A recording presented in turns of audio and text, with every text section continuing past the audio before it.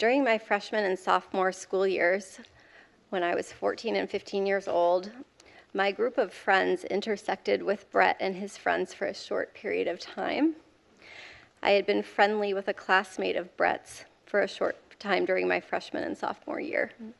And it was through that connection that I attended a number of parties that Brett also attended. We did not know each other well, but I knew him and he knew me.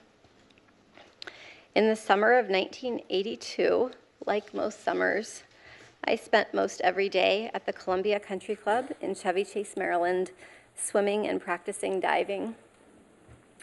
One evening that summer, after a day of diving at the club, I attended a small gathering at a house in the Bethesda area.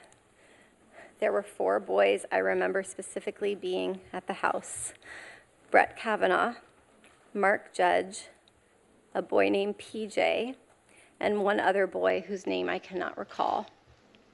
I also remember my friend Leland attending.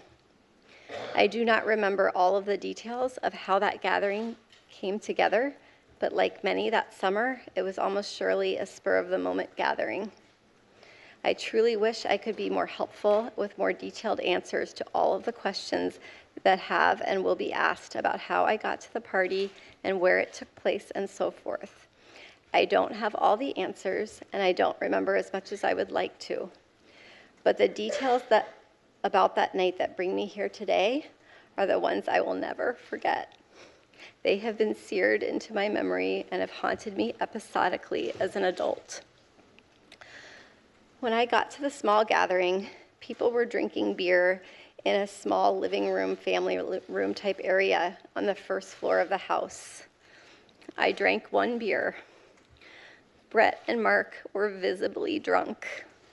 Early in the evening, I went up a very narrow set of stairs leading from the living room to a second floor to use the restroom. When I got to the top of the stairs, I was pushed from behind into a bedroom across from the bathroom. I couldn't see who pushed me.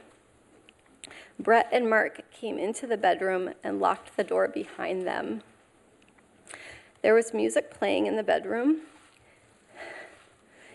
It was turned up louder by either Brett or Mark once we were in the room. I was pushed onto the bed, and Brett got on top of me.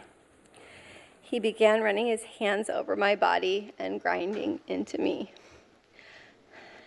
I yelled, hoping that someone downstairs might hear me, and I tried to get away from him, but his weight was heavy. Brett groped me and tried to take off my clothes. He had a hard time because he was very inebriated, and because I was wearing a 1-piece bathing suit underneath my clothing. I believed he was going to rape me.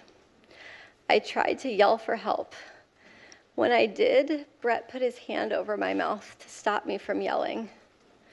This is what terrified me the most and has had the most lasting impact on my life.